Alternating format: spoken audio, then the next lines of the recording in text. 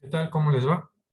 Con este tema terminamos esta unidad y lo que vamos a ver aquí va a ser cómo se relaciona eh, lo- los valores de la constante de equilibrio con la temperatura. Ya habíamos mencionado anteriormente que la constante de equilibrio estaba dada para cierta temperatura. Si cambiábamos la temperatura, el valor de la constante de equilibrio también cambiaba. Entonces aquí vamos a ver cómo se relacionan dos valores, perdón, de la constante de equilibrio con dos valores distintos de la temperatura. Ok, entonces vamos a comenzar. Si se determina la constante de equilibrio, determina la constante, la constante de equilibrio, le voy a poner K sub T1 de una reacción a una temperatura T1 de una reacción a una temperatura T1 y si también se determina el delta H de la reacción y también su delta H, su cambio de entalpía, puede estimarse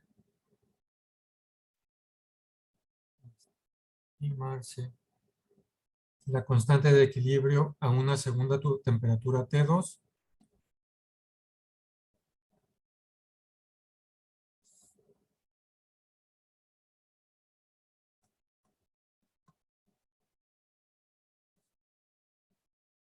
temperatura T2 mediante la ecuación de Van Hoff.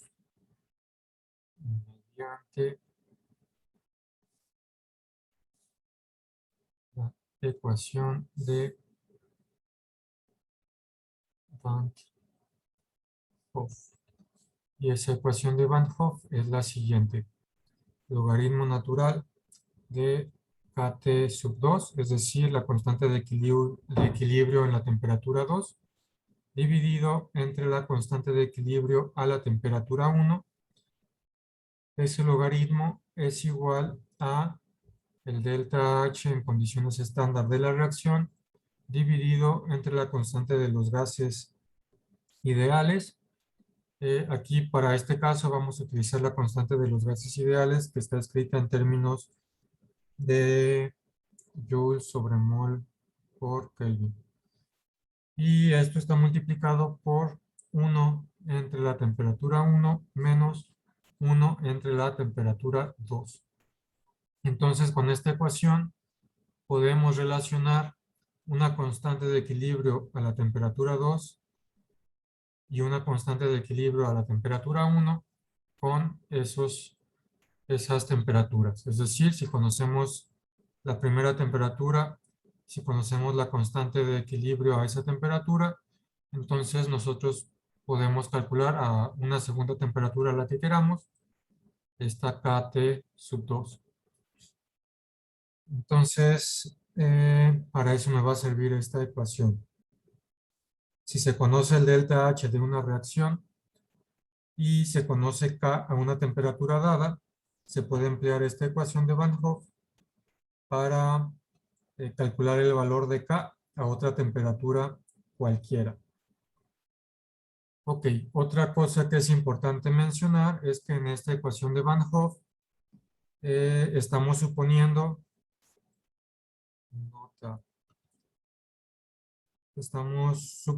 que el delta H no cambia con la temperatura.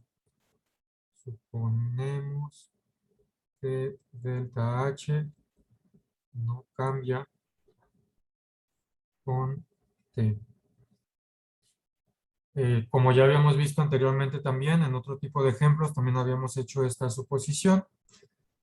Y sabemos ya que esto no es estrictamente cierto, pero la variación de delta H con la temperatura suele ser pequeña y como suele ser pequeña, usualmente esta ecuación va a dar una buena estimación de los valores de la constante de equilibrio.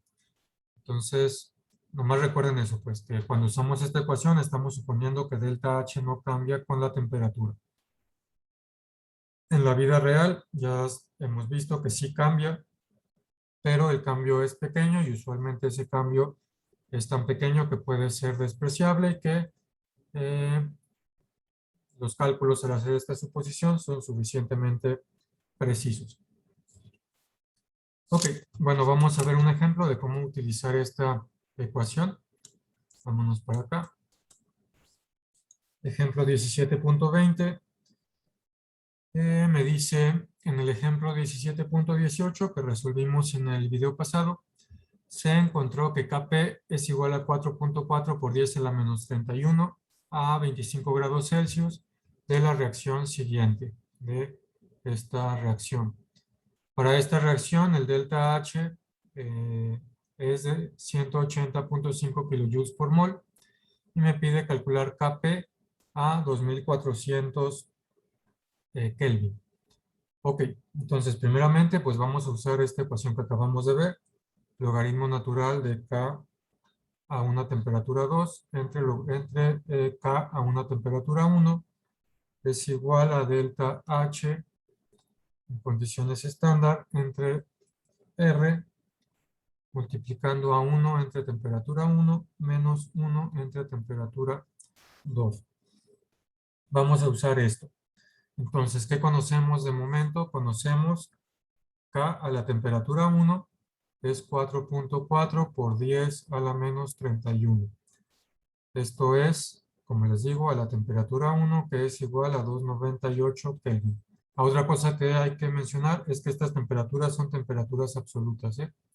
Van en Kelvin, estas dos de aquí. Ok, entonces conozco eso. Quiero conocer la constante de equilibrio a una temperatura 2. Esa temperatura 2 me están diciendo que es a 2400 Kelvin. Conozco yo el delta H de la reacción, que es igual a 180.5 kilojoules por mol. Hay que convertirlo a joules porque esta R de acá abajo está en joules. Esto es igual a 180.500 joules por mol. Y pues ya tengo todo. Hay que sustituir y hay que despejar este de aquí. Entonces vamos haciendo eso.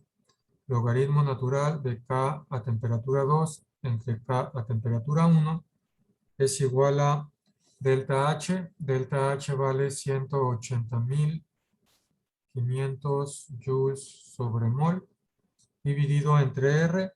R vale 8.314 joules sobre mol por Kelvin. Joules sobre mol por Kelvin.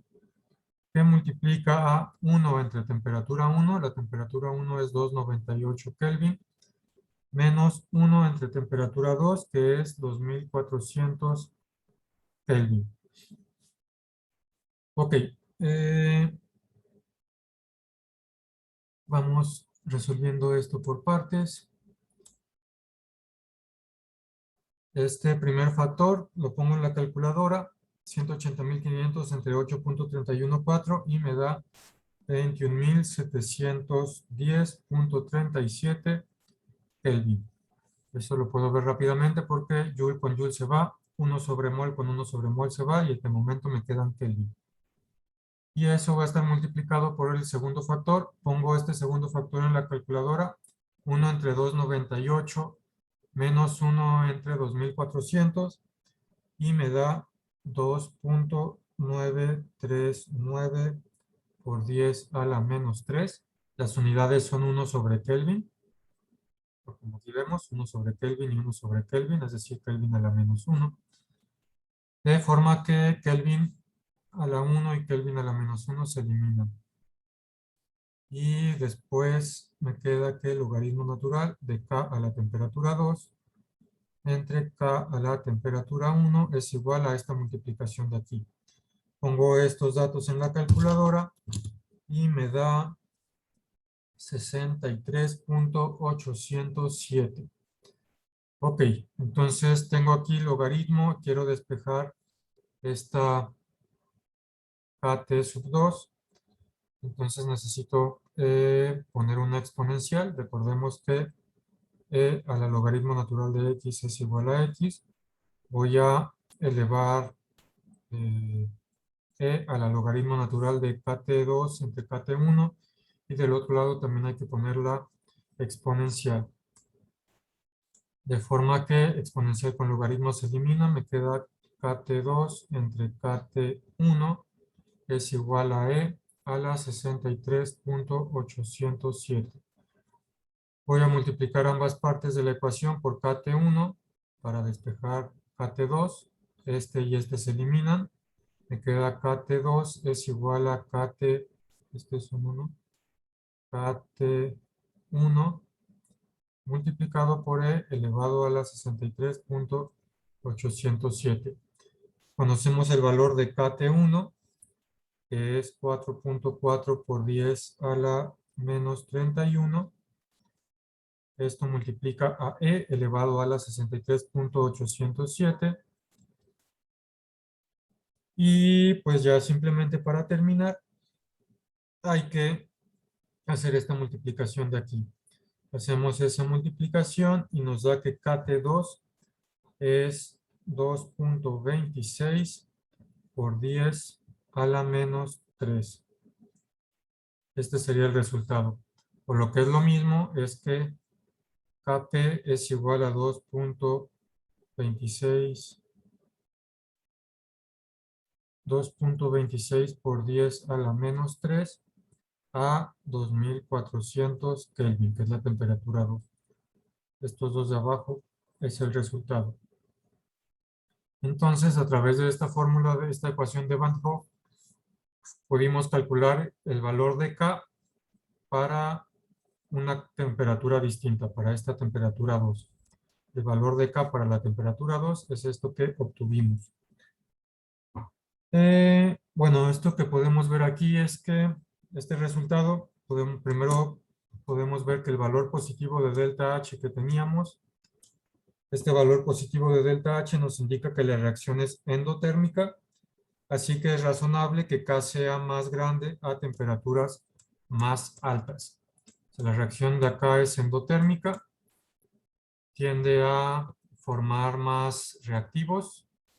Si nosotros agregamos calor, entonces vamos a favorecer la reacción. Como estamos elevando la temperatura, estamos agregando calor y vemos como KT1 era 4.4 por 10 a la menos 1 y KT2, una vez que agregamos calor, era 2.26 por 10 a la menos 3. Entonces hicimos que KT2 creciera al agregar calor, lo cual es coherente conociendo que la reacción es endotérmica. Si agregamos calor, se va a favorecer la reacción. O necesitamos agregar calor para que la reacción se dé para formar esos productos. Entonces, a mayor temperatura, KT2 es más grande. Esto quiere decir que tenemos un poco más de productos que lo que teníamos a la temperatura 1. Ok, y bueno, para terminar, bueno, después de hacer este ejemplo, deberían ser capaces de resolver los ejercicios 88 del inciso B al inciso F de una tarea que posteriormente va a estar ahí en el Classroom. Y bueno, para terminar con este ejemplo, quiero mencionar algunas cosas de aplicaciones. Este KP a 2400 Kelvin que calculamos sigue siendo pequeño, lo cual le indica que el equilibrio sigue favoreciendo la formación de reactivos. Es decir, seguimos favoreciendo la formación de reactivos. Sin embargo, KT2 es mucho más grande que KT1, que quiere decir que como KT2 es muchísimo más grande que KT1, a la temperatura 2 tenemos más productos que a la temperatura 1. Cuando alcanzamos el equilibrio, a la temperatura 2 vamos a tener más productos que a la temperatura 1 porque KT2 es más grande que KT1. Recordemos que K es los productos entre los reactivos. Entonces, si K es grande, quiere decir que tenemos más del de arriba. Si K es pequeño, quiere decir que tenemos más del de abajo.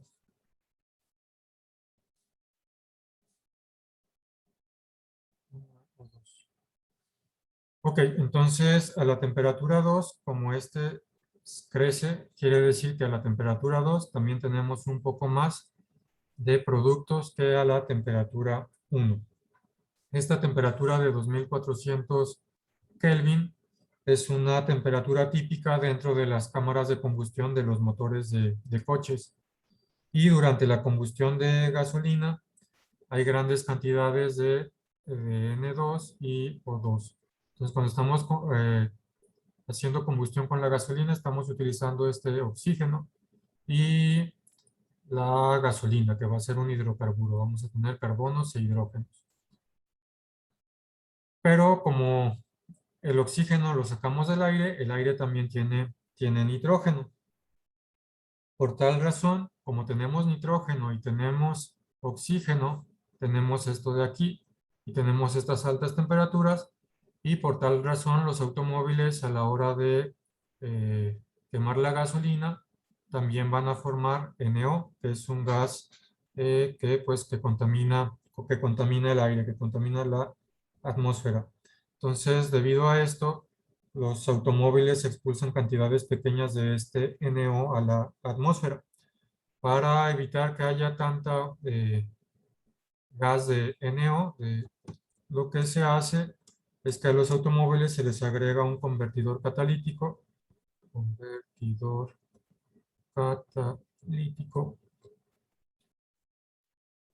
en el cual está diseñado para descomponer el NO, para descomponerlo en nitrógeno y oxígeno. Entonces, durante la combustión se está formando NO y en el convertidor catalítico estamos convirtiendo NO otra vez en sus componentes de nitrógeno y de oxígeno para evitar que se expulse tanto NO a la atmósfera. En el siguiente semestre, cuando veamos lo de catalizadores, vamos a ver, también mencionar un poquito esto de cómo funciona de forma así muy general esto de los convertidores catalíticos. Bueno, quería mencionar simplemente un poquito de esa aplicación a esto del equilibrio químico. Ok, entonces con esto terminamos esta unidad y básicamente el semestre. Y bueno, pues entonces ya solo faltaría que resolvieran las tareas que van a estar ahí más adelante en el Classroom. Por lo pronto este video pues lo terminamos aquí.